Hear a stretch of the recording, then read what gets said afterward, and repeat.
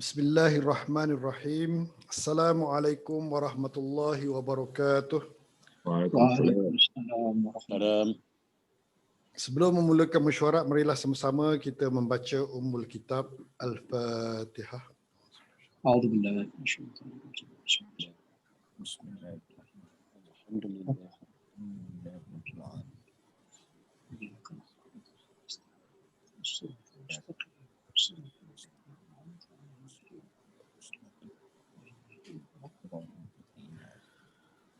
Seterusnya, mesyuarat dimulakan sebagaimana agenda. Agenda 1, doa oleh Datuk Bandar. Dijemput Yang Berbahagia Datuk Bandar untuk memimpin bacaan doa. Bismillahirrahmanirrahim.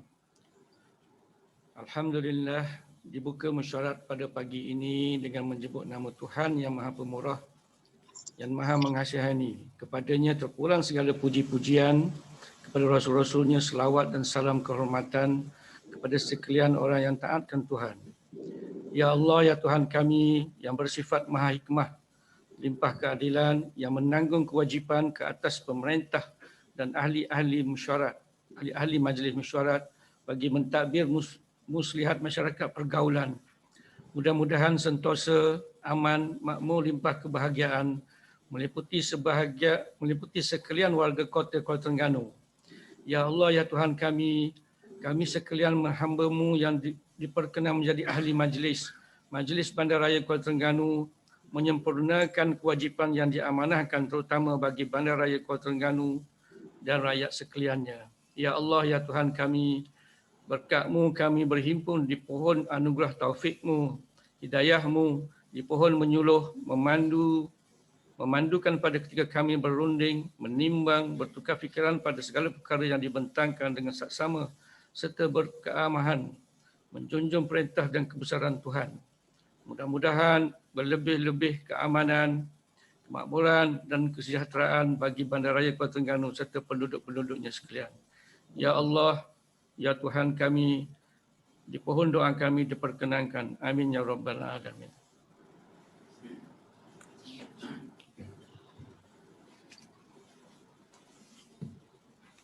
Agenda 2, ucapan Datuk Bandar. Dijemput Yang Berbahagia Datuk Bandar untuk membuat ucapan. Bismillahirrahmanirrahim. Assalamualaikum warahmatullahi wabarakatuh dan salam sejahtera. Alhamdulillahirabbil alamin wassalatu wassalamu sayyidina Muhammadin wa ala alihi wa sahbihi ajma'in. Terima kasih ucapkan kepada ahli-ahli majlis, pengarah-pengarah dan ketua-ketua bahagian yang dapat hadir pada mesyuarat pada hari ini. Alhamdulillah, bersyukur kita kehadirat ilahi kerana pada 20 Julai 2021 bersamaan dengan 10 Zulhijjah 1442 Hijriah, kita semua dapat menyambut Hari Raya Aidil-Adha atau lebih dikenali sebagai Hari Raya Korban. Walaupun negara kita masih berada dalam fasa pemulihan selepas dilanda wabak COVID-19 semenjak lebih setahun yang lalu. Peristiwa pengorbanan Nabi Ibrahim dan Nabi Ismail AS dapat mengasuh dan mendidik diri untuk bersikap sabar terhadap apa jua ujian yang diberikan oleh Allah Subhanahu Wa Taala dalam kehidupan. Tidak mudah mengeluh dan tetap menyerap serta bertawakal kepada Allah Subhanahu Wa Taala. Ketahuilah, apa jua keadaan, dan musibah yang berlaku semuanya itu adalah ketentuan dan ketetapan daripada Allah Subhanahu wa taala. Ahli-ahli mesyuarat yang dihormati sekalian. Angin kuat disusuli hujan lebat yang melanda bandaraya pada lewat petang 6 Julai 2021 menyebabkan beberapa batang pokok tumbang di beberapa kawasan sekitar Kuala Terengganu dan Kuala Nerus. Kerja-kerja pemeriksaan dilakukan oleh pihak MBKT dengan gabungan tenaga kerja daripada unit Flying Squad, Jabatan Kesihatan Persekitaran, Jabatan Kejuruteraan dan Infrastruktur Awam, Jabatan Landscape dan juga Cawangan Utara Bandaraya Kuala Terengganu. Saya bagi pihak MBKT juga mengucapkan ribuan terima kasih atas kerjasama pihak bomba, PMB, PDRM dan APM dalam menangani bencana dan bersama-sama membantu kerja pembersihan ini. Saya bersama-sama Tuan Setiausaha dan beberapa orang pegawai MBKT memantau kerja-kerja pembersihan pokok tumbang tersebut. Juga terima kasih diucapkan atas Tuan Pegawai Daerah Kuala Terengganu selaku pengurusi Jawatankuasa Pengurusan Bencana Daerah Kuala Terengganu yang turut serta memantau kerja-kerja pembersihan ini. Untuk makluman ahli-ahli mesyuarat sekalian, MBKT telah mendapat pengiktirafan 5 bintang bagi petunjuk prestasi utama KPI Hermes tahun 2020 oleh Pejabat Setiausaha Kerajaan Terengganu. Pencapaian ini dianugerahkan kepada jabatan atau agensi negeri yang berjaya memperolehi keputusan cemerlang 100% bagi penilaian petunjuk prestasi utama KPI Hermes bagi tahun 2020. Tahniah dan syabas diucapkan kepada warga kerja MBKT di atas pencapaian tersebut. Semoga prestasi ini dikekalkan untuk masa yang akan datang. Untuk makluman juga, pada 19 Julai 2021, Ahli Parlimen Kuala Terengganu yang juga Timbalan Menteri Sains, Teknologi dan Inovasi, MOSTI, yang berhormat Datuk Haji Ahmad Hamzat bin Muhammad Alias Hashim telah membuat lawatan kerja ke tapak projek pembinaan Pasar Payan 1 di Kuala Terengganu dan diberikan taklimat berkenaan perkembangan kerja projek pembinaan pasar tersebut. Saya telah hadir bersama-sama Tuan Setiausaha serta beberapa orang pegawai MBKT turut juga disertai oleh 2 orang ahli majlis pada lawatan tersebut. Diharap setelah siapnya Pasar Payan 1 ini, ia dapat menarik lagi ramai pelancong ke Kuala Terengganu dan menjadi wow factor sebagaimana jambatan angkat pada masa ini. Ahli-ahli mesyuarat yang dihormati sekalian, ekoran pandemik COVID-19, MBKT telah memberi kebenaran secara sementara kepada penjaja untuk menjalankan operasi mereka di dataran Tembesu bermula Ogos 2021. Semua penjaja yang terlibat seramai 38 orang dibuat penempatan semula agar lebih tersusun dan mudah untuk dikawal selia. Senarai penjaja dataran Tembesu termasuk penjaja di hadapan Perabot Aurora, Jalan Kesabasun, hadapan College Vocational, hadapan Bank Islam dan tepi gelanggang futsal.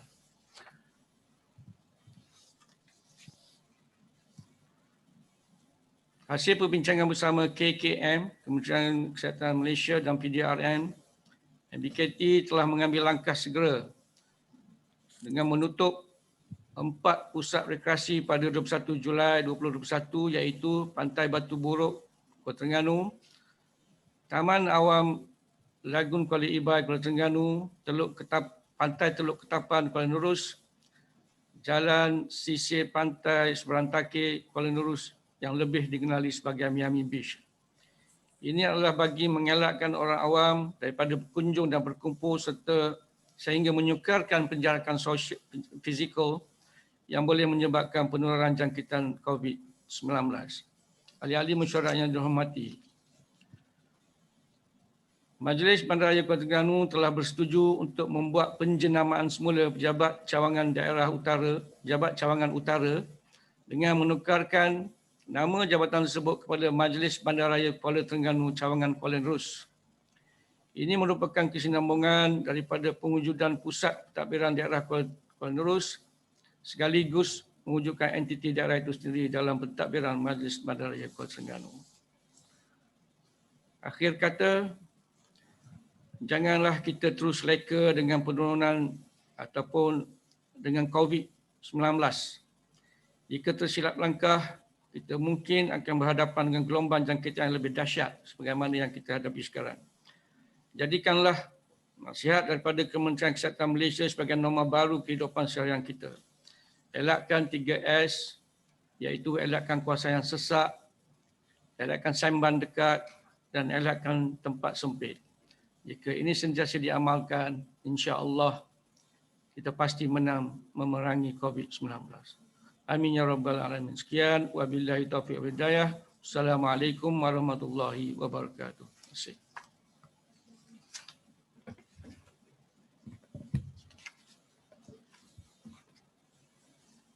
Agenda 3, pengesahan peringatan mesyuarat yang lepas. Peringatan mesyuarat majlis bagi kali ke-6 bertarikh 30 Jun 2021. Kemukakan peringatan mesyuarat yang untuk disahkan.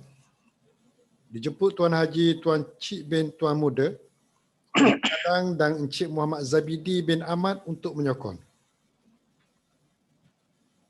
Assalamualaikum warahmatullahi taala wabarakatuh. Yang berbahagia Datuk Bandar dan seterusnya sidang hadirin. Dengan ini saya Tuan Cik bin Tuan Muda mencadangkan peringatan mesyuarat yang lepas. Peringatan mesyuarat majlis kali ke-6 bertarikh 30 Jun 2021 diterima. Assalamualaikum warahmatullahi. Saya Muhammad Zabidi bin Ahmad dengan ini menyokong cadangan tersebut. Terima kasih. Saya buka bagi apa-apa pindaan.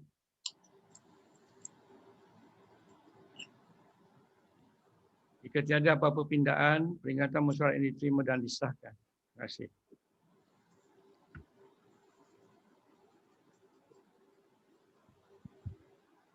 Agenda 4, pembentangan laporan-laporan, cadangan dan pemakluman jawatankuasa. Perkara 4.1, laporan bilangan 27 Palang 2021 daripada Jawatankuasa Kebersihan, Keindahan dan Lalu Lintas. Dijemput Encik Fauzai bin Hussein mengemukakan usulnya dan Yang Mulia Tengku Sulaiman bin Tengku Cik untuk menyokong usul tersebut. Bismillahirrahmanirrahim. Assalamualaikum warahmatullahi taala wabarakatuh. Yang mulia Datuk Bandar dan serta ahli mesyuarat sekalian. Saya Fauzai bin Hussein dengan ini mengemukakan usul bahawa mesyuarat Majlis Bandaraya Kuala Terengganu yang bersidang pada hari ini membuat ketetapan bersetuju meluluskan laporan bilangan 27 Palang 2021 dari Jawatankuasa Kebersihan, Keindahan dan Lalu Lintas yang telah diadakan pada 12 Julai 2021. Bismillahirrahmanirrahim. Assalamualaikum warahmatullahi wabarakatuh. Saya Tengku Sulaiman bin Tengku Cik dengan ini menyokong cadangan tersebut. Dibuka bagi apa-apa pindaan.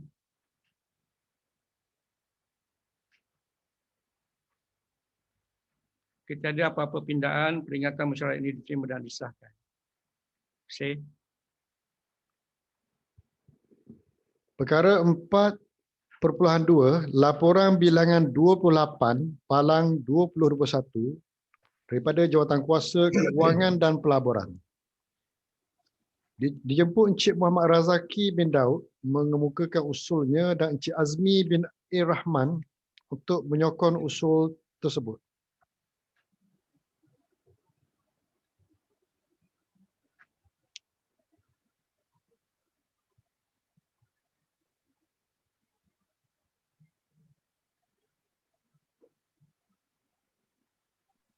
Bahawa mesyuarat Majlis Bandaraya yang bersidang pada hari ini membuat ketetapan bersetuju meluluskan laporan bilangan 28 Palang 2021 dari Jawatankuasa Keuangan dan Pelaburan yang telah diadakan pada 14 Julai 2021. Assalamualaikum warahmatullahi wabarakatuh. Saya Azmi bin Abdul Rahman dengan ini menyokong cadangan tersebut. Wallahu a'lam. Dibuka bagi apa-apa pindaan ke ada.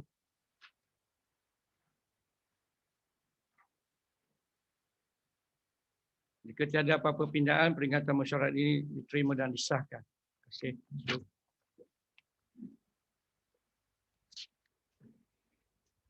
Perkara 4.3 laporan bilangan 29 Palang 2021 daripada Jawatankuasa Pusat Setempat OSC.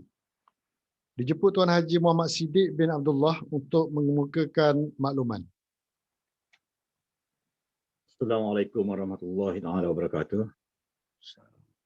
Saya Muhammad Siddiq Abdullah mengukuhkan makluman berbunyi bahawa mesyuarat Majlis Bandaraya Kuala Terengganu yang bersidang pada hari ini menerima makluman peringatan mesyuarat Jawatankuasa Pusat Setempat OSC laporan bilangan 29 Palang 2021 dari Jawatankuasa Pusat Setempat OSC yang telah diadakan pada 30 Mei 2021 dan 15 Julai 2021.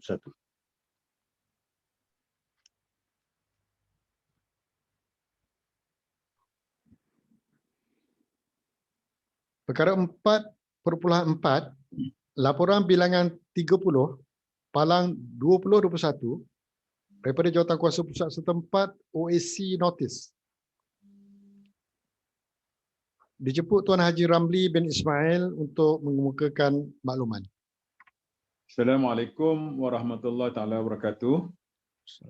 Bahawa saya Ramli bin Ismail mengemukakan makluman berbunyi bahawa mesyuarat Majlis Bandaraya Kuala Terengganu yang bersidang pada hari ini menerima makluman peringatan mesyuarat Jawatankuasa Pusat Setempat OSC Notis laporan bilangan 30/2021 dari Jawatankuasa Pusat Setempat OSC Notis yang telah diadakan pada 14 Julai 2021. Terima kasih.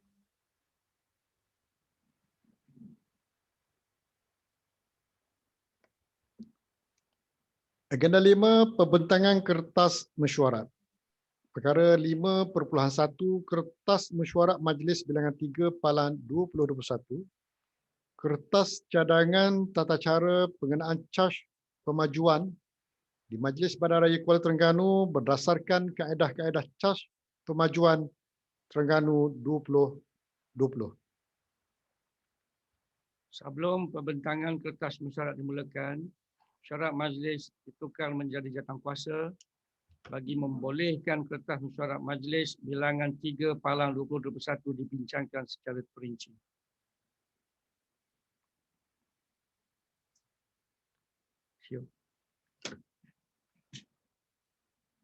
Dipersilakan pengarah perancang bandar untuk memberi penerangan berkaitan kertas mesyuarat Majlis bilangan 3 Palang 2021. Bismillahirrahmanirrahim. Assalamualaikum warahmatullahi wabarakatuh. Yang dihormati Datuk Bandar, yang berusaha, Tuan Setiausaha, yang dikasihi ahli majlis, tuan-tuan dan puan-puan.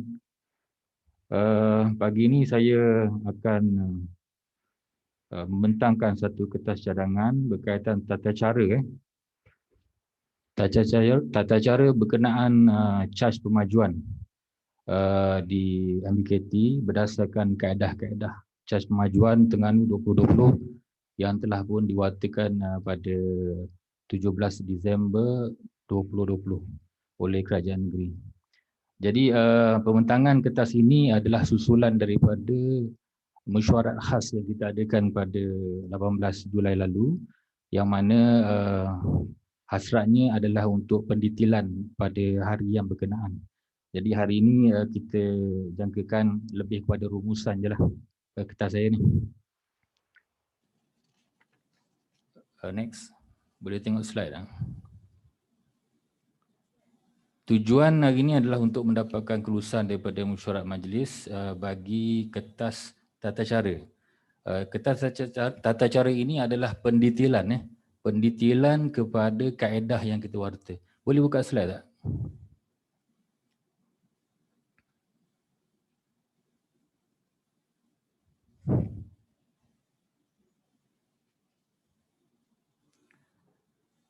Jadi hari ini Datuk dan ahli mesyuarat, kita rasa kita lebih pada rumusan Datuk.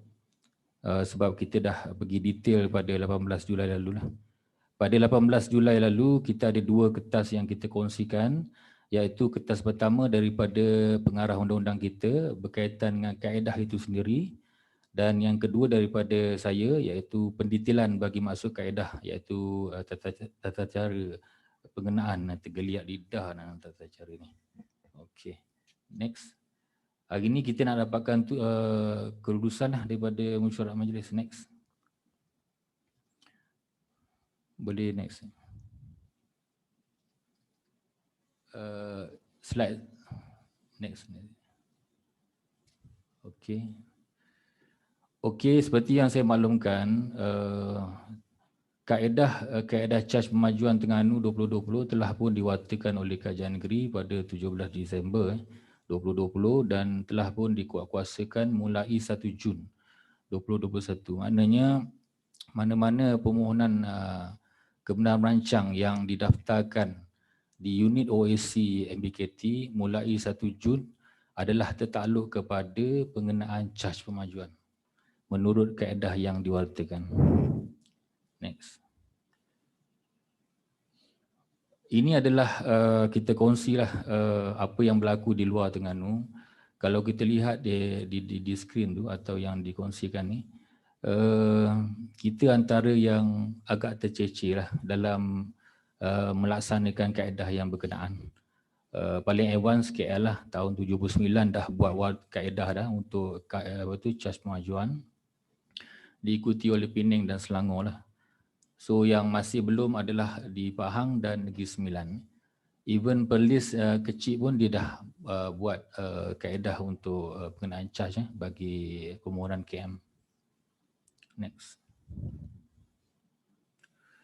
Jadi asas kepada pengenaan charge pemajuan ini adalah bila mana adanya rancangan tempatan atau pengubahan rancangan tempatan. Sebab dalam pembentangan kita yang lepas, kita dah pergi detail, perubahan atau pengadaan rancangan tempatan telah menaikkan nilai tanah. Jadi adanya rancangan tempatan, enjoyment tuan tanah tu kita dah beri lah. Maknanya dulu contohnya kita zonkan padi. Jadi dengan adanya rancangan tempatan baru, kita benarkan kediaman. Maka enjoyment ada di situ. Makanya ada kenaikan nilai tanah dan oleh itu Caj Pemajuan boleh dikenakan ke atas permohonan berkenaan. Jadi asas kepada Caj Pemajuan ni ada 3, iaitu berlakunya perubahan penggunaan tanah macam yang saya beri contoh tadi. Yang kedua, berlakunya perubahan ketupatan penduduk. Yang ni biasa merujuk kepada pembangunan vertikal lah, macam apartmen, kondo dan sebagainya.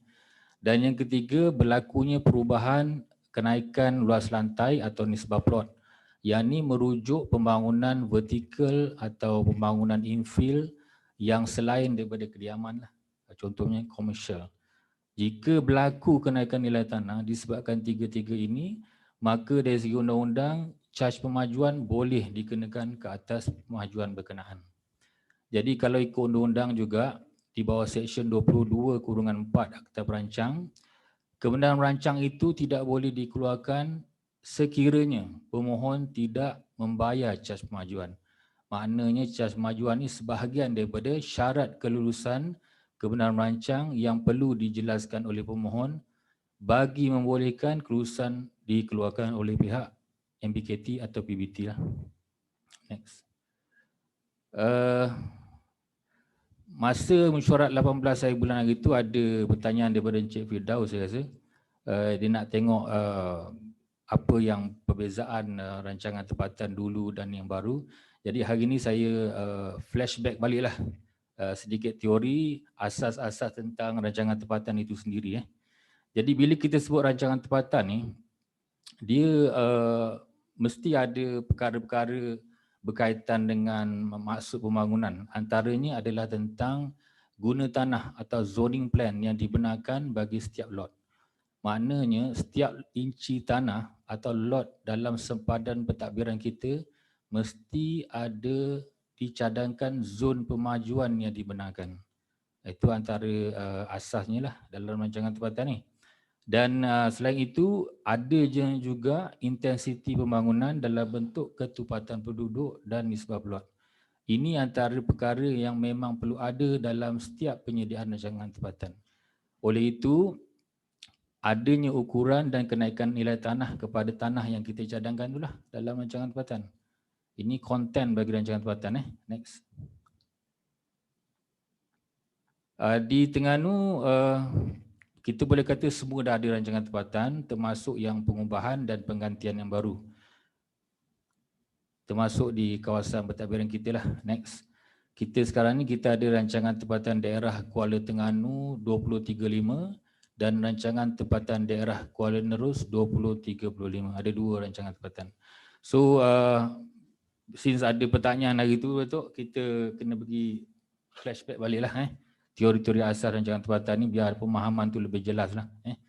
Yang ni sepintas lalu, fungsi rancangan tempatan adalah untuk menterjemahlah dasar-dasar dalam rancangan peringkat negeri dan federal. Dan yang kedua, sebagai panduan kepada pembangunan untuk kita pertimbangkan permohonan dan sebagainya. Tiga, sebagai panduan dan kawalan, juga rujukan kepada pelabur lah. Empat, untuk kita identify projek-projek besar yang berimpak dalam kawasan pentadbiran kita. Next. Pemakaian, saya rasa saya tak perlu pergi detail. Jadi saya nak jump ke next slide. Next slide please.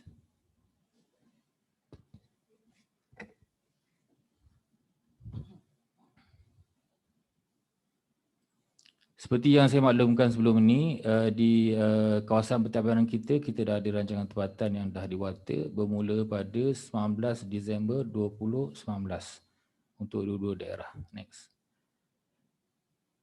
Ini adalah konten bagi rancangan tempatan berkenaan yang pendetailannya boleh dirujuk dalam dokumen yang berkenaan lah. Next. Vision, sedikitlah kita kongsi balik. Next. Next. Next. Okey, yang ni asas pembentukan strategi kita kongsi sikit.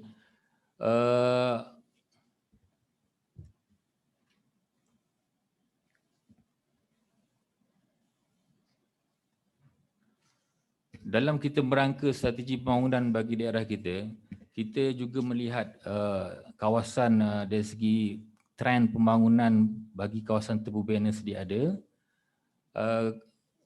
kemajuan untuk yang dah diluluskan dan yang semasa.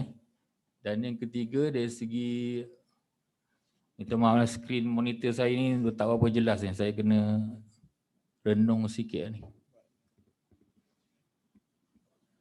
Zon guna tanah rancangan tempatan yang lama lah.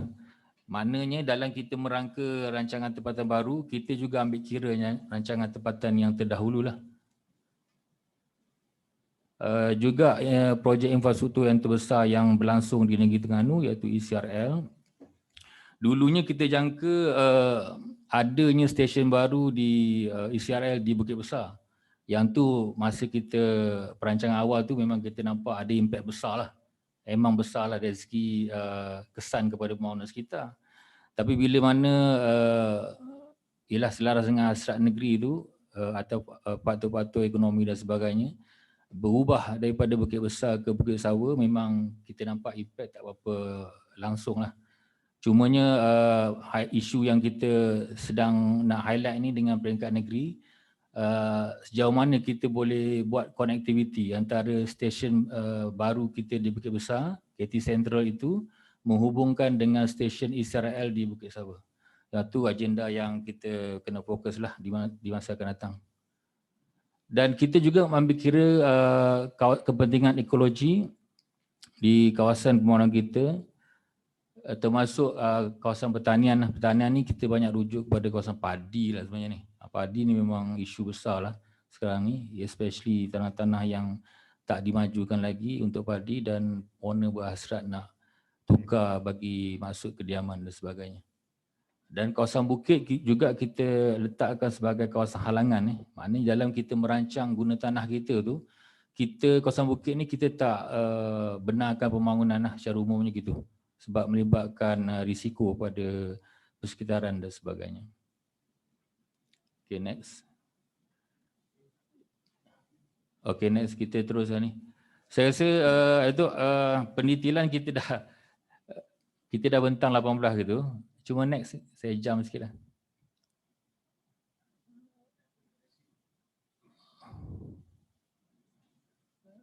Boleh next. Okey, ini hari itu ada pertanyaan daripada Encik Firdaus, Ahmad Firdaus tentang konten yang ada dalam rancangan tempatan baru tu. Kita ada rancang banyak pusat pertumbuhan baru di dalam daerah kita seperti mana yang ditayangkan di skrin tu. Pusat bandar tu remain sebagai kita punya pusat pertumbuhan utama lah. Next. Dia punya sempadan ni dia bukan tak ada membawa mana apa-apa kan. Nanti saya akan tunjukkan dalam jadual seterusnya. Next. Contoh macam pusat bandar ni, bila kita dah kata inilah pusat bandar, dia punya nisbah plot itu adalah 6 di situ. Maknanya bila kita bahasa mudah ni, kalau kita ada 1 ekar tanah, luas bangunan yang kita benar untuk dimajukan atas tanah itu adalah 6 ekar. 6 kali ganda. Itu maksudnya nisbah plot. Maknanya besarlah impact atau kenaikan nilai tanah yang berlaku tu. Kita nak buat tak buat tu nombor 2. Tapi dari segi future development yang kita benarkan, itu maksud intensity yang kita benarkan. Impact dia dari segi rancangan tempatan ni dalam perkongsian kita dalam mesyuarat lepas, walaupun tuan tanah tak majukan tanah, tetapi jika ada pengambilan balik tanah oleh kerajaan negeri atau federal, nilai tanah tu berbeza sebab disebabkan oleh rancangan tempatan punya zon perancangan. Maknanya kalau tanah kita tu di zon komersial, kita masih lagi ada rumah tak buat komersial, bila ada berlaku pengambilan, dia akan ada kenaikan kepada pampasan itu disebabkan rancangan tempatan telah mengezonkan tanah kita tu zon komersial. Itu maksudnya impact kepada nilai tanah oleh rancangan tempatan. Okay, next. Ini dia bukit besar, kalau tengok tu di skrin dia punya density dibenarkan 60 unit. 60 unit seekar, maknanya biasa 1 ekar, biasa yang kita buat pecalok ni banglo, 1 ekar 6 unit saja. Tapi bila kita kata 1 ekar 60 unit, dia boleh naik pembangunan vertikal yang besar lah. Maknanya boleh naik dalam 30 tingkat boleh pergi ni. 30 ke 40 atas design arkitek lah ni. Atas design arkitek. Okay. Ini contoh-contoh lah. Saya nak bagi pencerahan kepada persoalan yang dimaksudkan dalam mesyuarat 18 lepas. Next. Begitu juga di Cenderung. Dia ada kawalan-kawalan dia lah, sepadan dia dan sebagainya. Next. Mana pun samalah. Ini kita bagi setiap hierarki pusat bandar tu dia punya intensity berbeza-beza lah. Tak boleh lah mana sama tinggi intensity ni dengan pusat bandar Kuala Terengganu. Maknanya gitu. Okay, next. So ini perbandingan dengan yang rancangan tempatan terdahulu. Memang banyaklah perbezaan kawasan liputan dan juga intensity dia memang berbeza. Maknanya ada perubahan. Kalau dulu rancangan tempatan dulu kita bagi 20 unit seekar, yang baru ni 40 unit seekar. Makanya adanya kenaikan nilai tanah kat situ. Sebab kita benarkan pembangunan yang berskala besar. Itu asalnya dah. Next. Boleh next. Okey, padi pun ada ditanya gitu. So kita share di sini perubahan padi Kalau tengok rancangan tempatan dulu ada 2000 hektar lebih dah tu. Kita dah kurangkan hampir 40% lah. Kita dah buang lah. Maknanya kita dah nyahwata kawasan padi itu kepada zon kediaman. Ini enjoyment yang tuan tanah dapat lah. Kalau tidak, kalau kita kekalkan seperti mana semangat dulu, bila dia nak buat pecah lot, kita ada right untuk tolak sebab kekal sebagai zon padi. Jadi bila kita dah tukar kepada zon kediaman, itu yang kita kata enjoyment kepada kenaikan nilai tanah. Yang mana dulu pertanian padi kita benarkan untuk kediaman. Ini contoh yang kita beri. Saya rasa itu itu sajalah yang pertanyaan tambahan yang berlaku dalam mesyuarat 18 Disember lepas yang saya nak respon lah. Yang lain-lain tu paper kita sama. Jadi saya bukalah kepada mesyuarat untuk pertimbangan dan kelulusan. Terima kasih.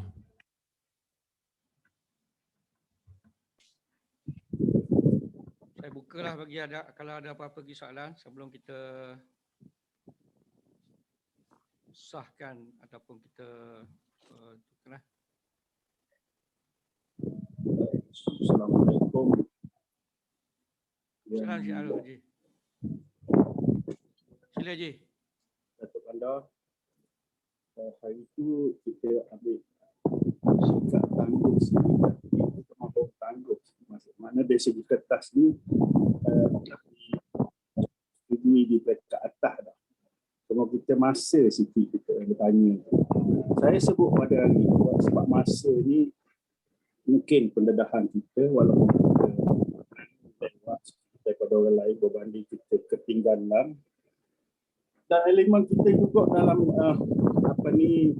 kerja-kerja pemajuan tanah ni juga saya rasa lambat tidak sama dengan negeri lain.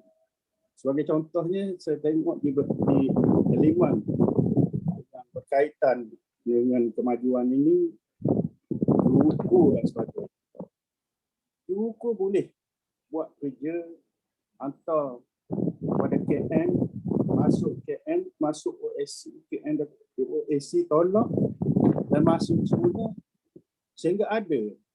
Kalau saya 3 file tu bermula pada tahun 2017 sampai sekarang 2 file juga siap. Maknanya sempurna mereka. Rangkaian kerja dengan kita ni tidak bersedia dengan kemakluman kerja-kerja yang baik yang boleh diterima oleh Universiti Bandaraya. Jadi itu yang saya nak sebut.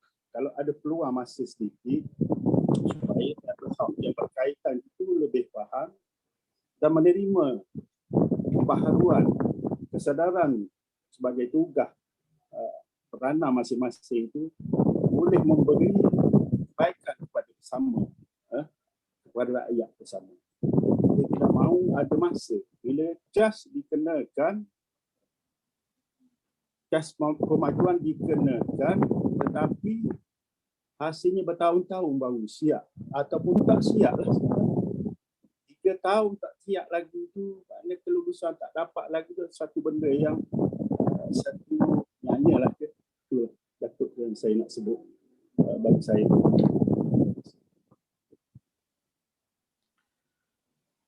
Kita hadapi masalah audio sikit ni.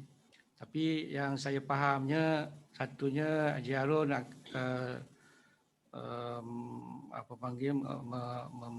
memberikan pandangan berkenaan dengan masa satu. Masa sekarang ni lah. Yang keduanya berkenaan dengan sebelum ni terdahulu mungkin ada kes-kes yang terdahulu suatu permohonan untuk pemajuan tu lambat untuk betul Ayarul kan? Lambat untuk kita selesaikan. Jadi ini memberi impact kepada permohonan-permohonan di luar sana lah. Tapi saya rasa benda ni macam generalized statement. Sebab lambat atau lamanya permohonan suatu permohonan itu diproses kadang-kadang bergantung kepada tuan tanah juga ataupun pemohon. Kadang-kadang submission untuk suatu usul-usul ataupun benda-benda baru tu lambat diterima oleh pejabat kita. Kita suruh tukar plan ni, buat engineering plan, lambat. Jadi kita tak boleh letakkan benda tu sebagai satu kesalahan kepada kita. Kita tengok case by case. Datuk, saya nak salah pada kita. Saya nak sebut khusus tadi peranan Bandaraya kepada jumpa kena ambil kira supaya kesedaran. Itu je saya nak sebutkan. Jadi apa yang salah, apa yang orang tengok lambat ni kerana Bandaraya, kerana polisi. Sedangkan orang lain apa pun ada kaitan dengan kita, macam mana kita nak ambil kira. Satu lagi benda ni bukan melibatkan Bandaraya sahaja, semua PBT seluruh negeri. Kemudian satu lagi, ianya melibatkan pemajuan bagi bukan lot-lot individu. Orang ni pecah, kata orang kampung kata pecah lot besar-besar je ni. Okay. Kalau setakat 4 lot ke bawah, dia tidak akan kena cas pemajuan ni. Jadi kita punya cas ni kalau kita tengok secara kasarnya cuma mereka-mereka yang ingin yang ada maksud untuk pemajuan yang lebih besar lah, yang besar. Maknanya tidak kena kepada orang kampung yang ada nak tukar selok ke 2 lot yang kecil-kecil ni, tidak tu. Mungkin Cik Edi boleh tambah baik saya punya penerangan tu. Saya suka nak sambung isu yang tentang cas pemajuan tadi tu. Kalau ikut data kita, kita ada rekod 56% permohonan susun atur atau layout lah, kita panggil layout ni, yang berlangsung di kawasan pentadbiran kita MBKT pada tahun 2017, rekod kita lah, adalah untuk permohonan pecah 4 petak dan ke bawah. Besar tu. Dan hanya 13 ke 15% saja pemajuan susun atur yang melibatkan 1 hektar ke atas. Maknanya memang yang skala besar ni memang tak banyak. Dan skala kecil ni memang banyak, 56%, 4 petak ke bawah. Dan bila kita cadangkan skala projek bagi pengenaan cas pemajuan, kita dah bincang lah dengan pengarah undang-undang kita. Skala itu sebenarnya dia boleh bocor juga jaring tu. Ni kita cakap kat sini lah. Maknanya betul lah ni, benda yang betul kita kongsi. Contoh dia ada 1 ekar. Syarat tanah dah ditukar kediaman. Dia nak pecah banglo, tak kena cas lah. Sebab tanah telah ditukar. Ditukar syarat. Maknanya tadi kita kata ada 3 bentuk pengenaan cas bila berlaku kenaikan nilai tanah. 1, bila berlaku tukar zon guna tanah. 2, kepadatan. 3, nisbah plot. Maknanya kalau kita nak jumpa kepadatan dengan nisbah plot ni, maknanya projek besar. Macam contoh ikon resident di Jalan Sutomo.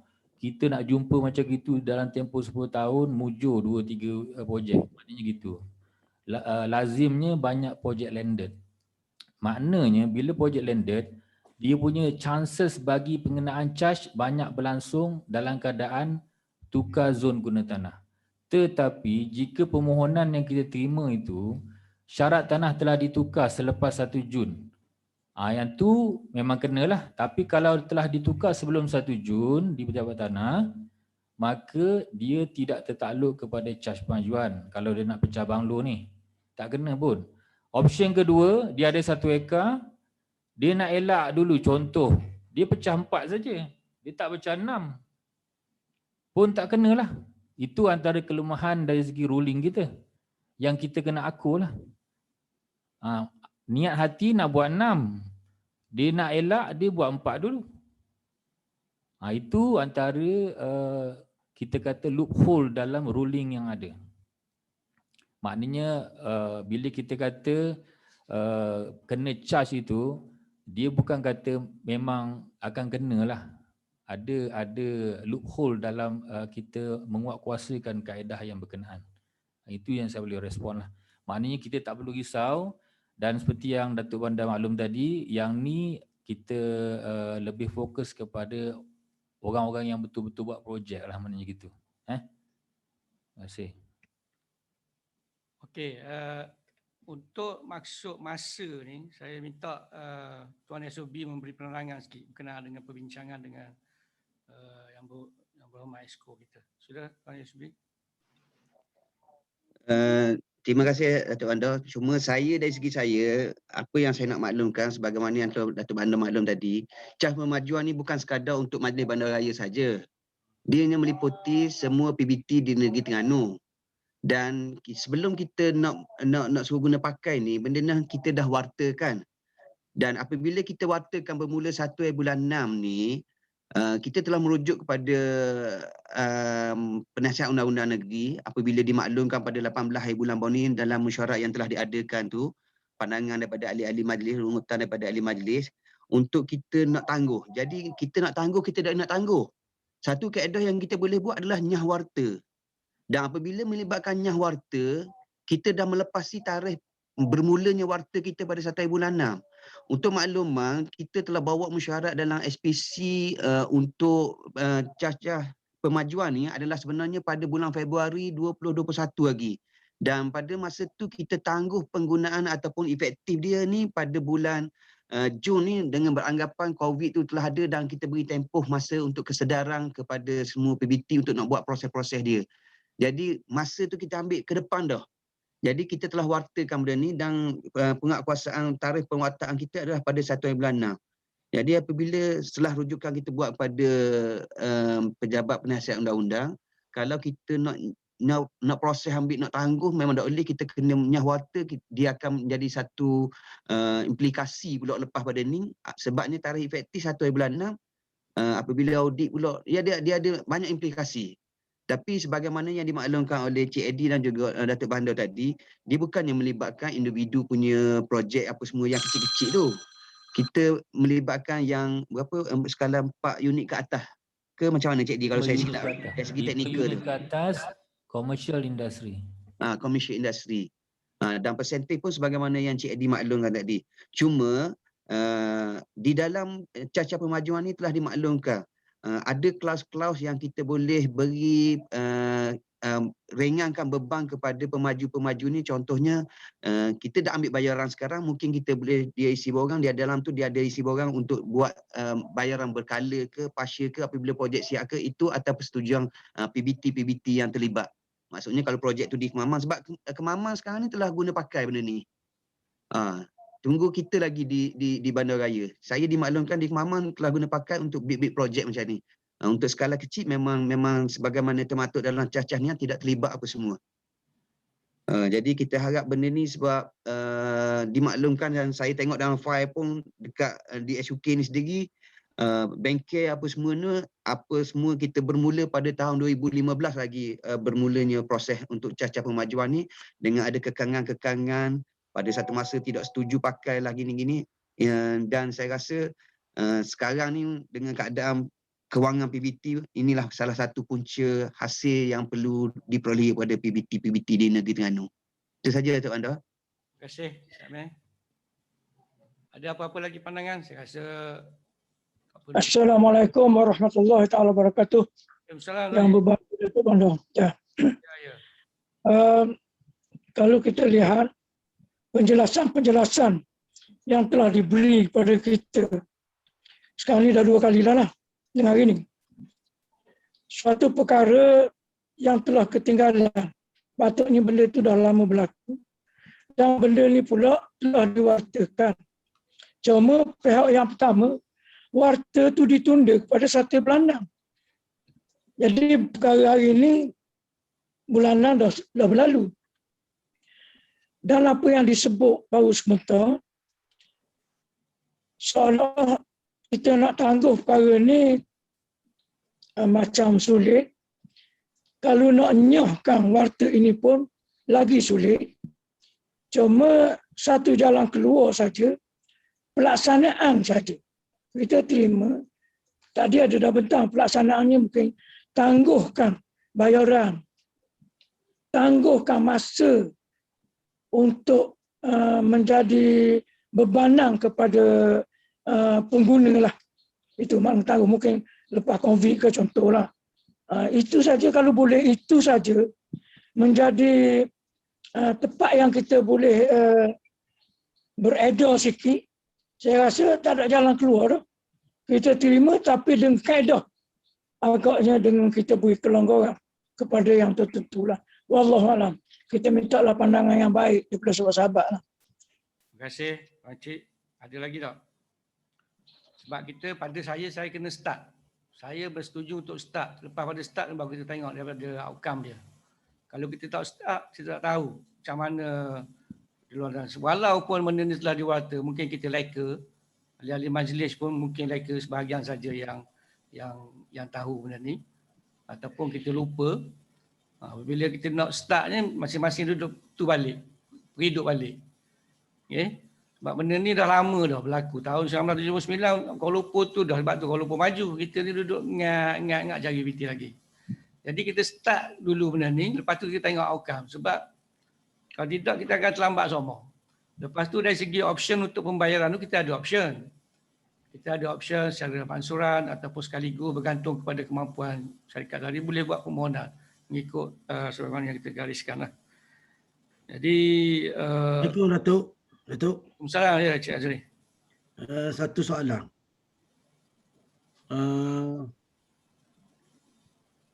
Cas pemajuan yang dikenakan tu, isu dia sekarang ni kita tak isu politik lah sebenarnya.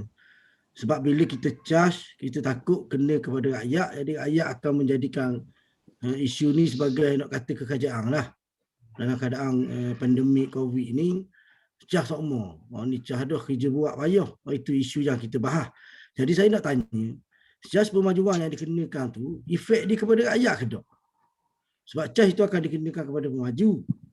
So pemaju suruh pembeli bayar ke ataupun pemaju yang tanggung? Ataupun benda tu kita boleh kata pemaju je tanggung. Jangan beri ke pembeli. No, dia dari mana? Saya tak faham. Sebut jelas boleh. Dia dari segi efek bayaran ni akan diturunkan kepada pengguna. Of course lah, mestilah. Sebab yang kena bayar ni adalah pemaju. Okay? Yang kena bayar ni pemaju. Apabila pemaju kena bayar, dengan sendirinya kos naik.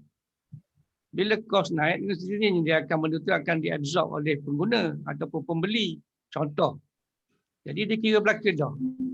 Charge ni memang tak banyak. Memang saya pernah hadiri seminar di Shah Alam, Majlis Bandaraya Shah Alam.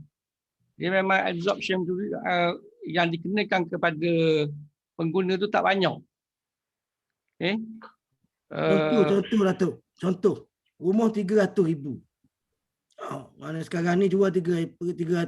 Selepas dikenakan charge pemajuan tu dia naik berapa? Angka orang. Jawab lebih tak? Sebelum saya jawab tu saya nak cerita dari segi prinsip dia untuk cas pemajuan. Cas pemajuan ni kita ni PBT hanya jadi perantara saja berdasarkan keuntungan, enjoyment yang owner dapat. Macam saya beritahu contoh tadi, tanah asal zon padi. Zon padi mengikut RTD tak boleh bercalon. Bila kita buat RTD baru, kita tukar kediaman. Maknanya daripada nothing kepada dibenarkan pembangunan. Enjoyment di situ kan. Enjoyment itu kita ambil 15% mengikut kaedah yang kita baca. Kita akan beri balik kepada orang awam. Kita ni perantara saja. Itu prinsip cas pemajuan. Maknanya enjoyment daripada kenaikan nilai tanah oleh owner, tuan tanah, kita akan beri balik kepada orang awam. Kita ni hanya perantara, orang tengah. Itu prinsip cas pemajuan. Contoh yang kita akan deliver balik dari segi pembaikan penaikan taraf kemudahan rekreasi di kawasan berkenaan. Jadi daripada duit-duit ni lah kita akan beri balik. Contohnya gitu. Pembaikan Dewan Sukan. Kita faham dah tu. Kita faham dah tu, jelas dah. Saya kontraktor lebih suka. Apa nama ni ada gitu kau boleh banyak projek lagi. Betul tak? Tapi masalahnya sekarang rakyat dia tak tengok benda tu. Dia tengok bila rumah 300,000 masa sekarang bila ada cas pemajuan dia akan jadi naik 350,000 ke 330,000 ke. Itu yang rakyat tengok. Jadi rumah akan jadi naik. Hak tu yang saya nak jelas lah benda tu. Maknanya contoh naik setara mana. Kita nak tengok naik tu setara mana. Kalau rumah 300,000, contoh kalau 15%. 15 kali 3, 45. Jadi 345,000. Logiknya. Atau mungkin lebih lagi. Saya bagi contoh yang page laporan 5.1. Saya bagi contoh lah. Kalau boleh buka ke muka surat atau laporan para 5.1. Pemajuan bagi 26 unit rumah berkembar. Amount yang kita kenakan tu 18,000. Nampak besar. Tapi bila kita dispute balik kepada buy lot hanya 693 saja. Contoh kalau dia nak jual 40,000 lah lot tu. Hanya naik 693. Tak sampai 1,000 pun. Ini yang kita kata kalau saya nak jawab by percentage accurate memang tak boleh lah. Tapi ini contoh yang kita berikan dalam laporan. dari segi impact kepada pengguna, kita rasa memang very minimal. Sebab asas kita dalam kaedah yang kita water, kalau owner terkilan dengan nilai kita, nilai charge pemajuan menggunakan nilai setara yang kita buat, contoh RM4 semeter persegi, kita berdiri ini maknanya kurang RM4. Kita beri RM4 semeter persegi untuk perubahan daripada pertanian kepada kediaman. Contoh RM4 bukan RM4 sekaki tau, RM4 semeter persegi. Jadi dia punya impact tu memang kecil lah. Tapi kalau dia terkilan dengan formula kita, owner terkilan dengan angka yang kita keluarkan, charge pemajuan yang kita kenakan, dia boleh melantik penilai swasta lah maknanya untuk counter balik nilai yang kita berikan.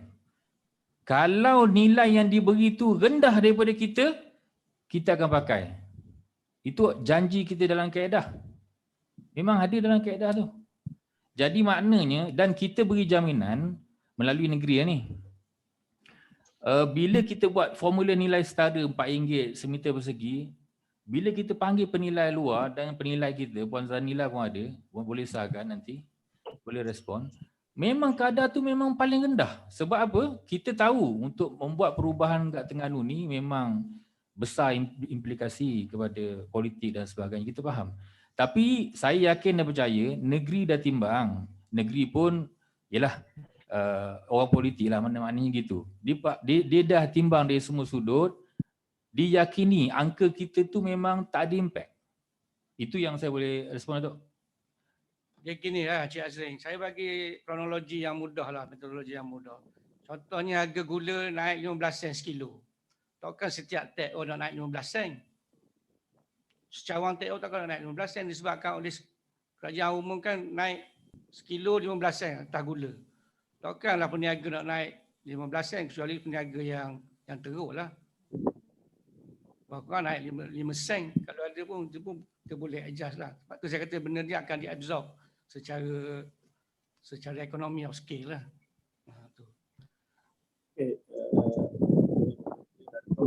Saya bukan balik apa, cuma Arung dah clear lah, dah clear Pak Arung. Ya. Dah clear. Kipas bunyi tu.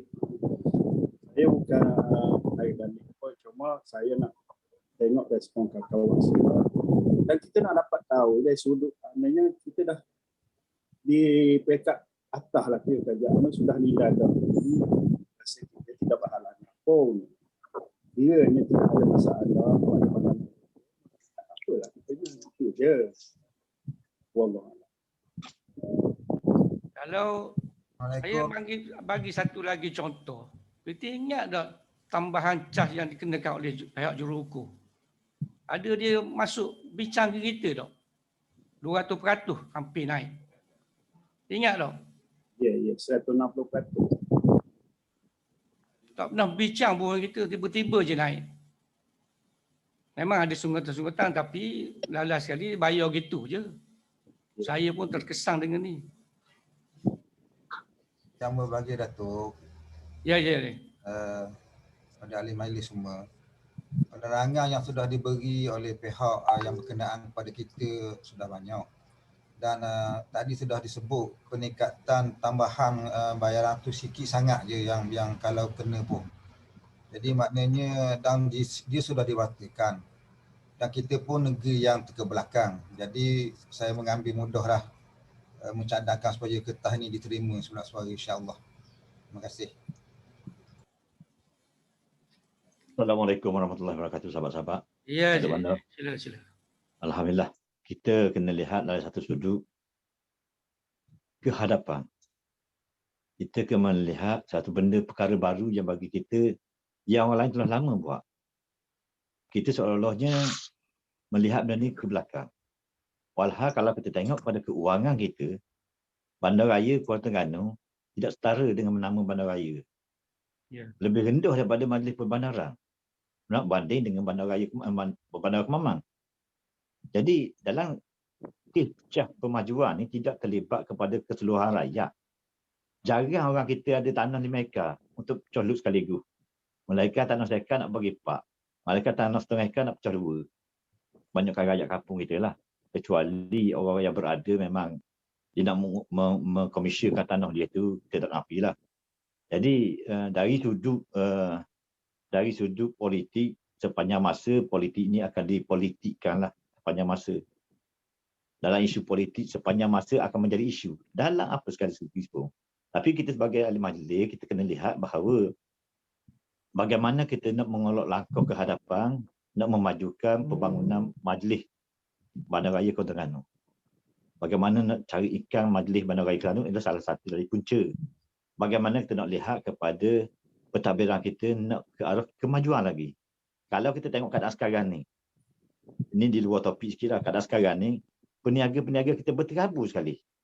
Kita nak ambil tindakan yang tidak ada lesen, politik. Kita sedangkan jadi bandaraya kita, jadi bandaraya kobor tu. Kewangan kita nak memajukan, nak bersih kawasan, nak potong rukuk, tak yukuk, kontraktor tak padang dah. Jadi kita melihat, jadi benda ni satu, bagi saya lah, saya setuju benda ni diteruskan lah. Wallahualam. Terima kasih. Datuk, sekali lagi saya tidak bantah tidak setuju ni macam mana nak minta.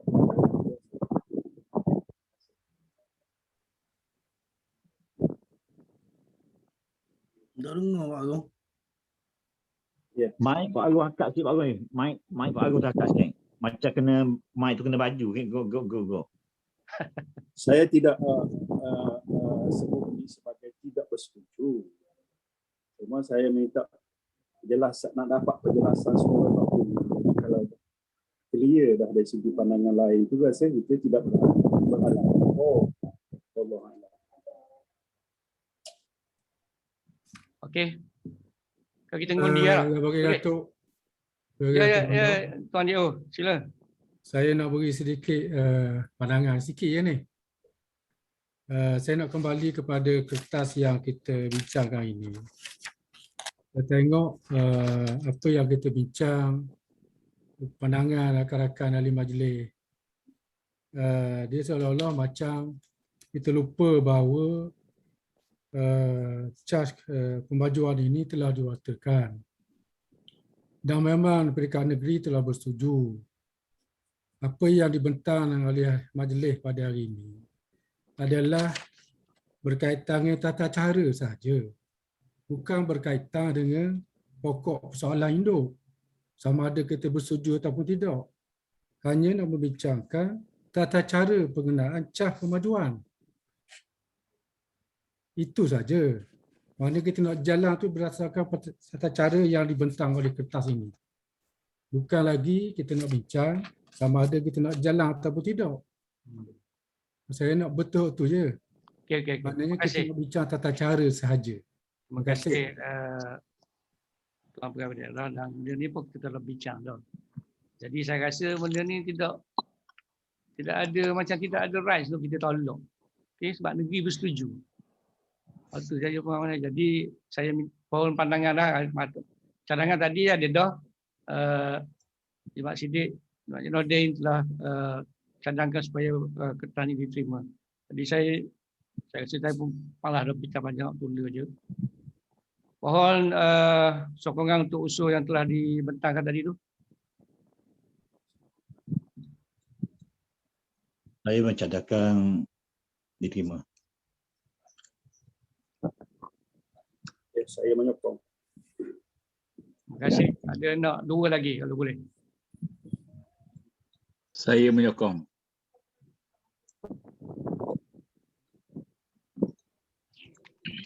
Saya sokong insya-Allah. Sokong. Diterima sebulat suara. Okey, cukuplah tu. Cukup dah. Rekod kan? Campaign nama. Okey. Setelah pindaan dan perbahasan dijalankan, jawatankuasa ditukar semula kepada syarat majlis. Seterusnya, diminta seorang ahli majlis untuk membuat cadangan dan seorang yang menyokong. Ini ke pakar tadi lah. Pakar tadi. Pakar tadi boleh dah, insya-Allah. Tadi ya. Okay. Kenapa? Sokong dah dia. Pakar tu. Ada siapa dah di 4 orang tau. 4 orang kita akan balik lah. Cuma dok proper sikit. Okey. Terima kasih. Masuk. Agenda 6, tangguhan mesyuarat majlis. Terima kasih ahli-ahli majlis sekalian atas keprihatinan perbincangan kita sebentar tadi, dan insya-Allah kita akan berjumpa mula untuk bulan hadapan. Mesyuarat ditangguhkan pada satu masa yang akan ditetapkan. Sekian wabillahi taufiq wal hidayah. Assalamualaikum warahmatullahi wabarakatuh. Waalaikumsalam warahmatullahi wabarakatuh.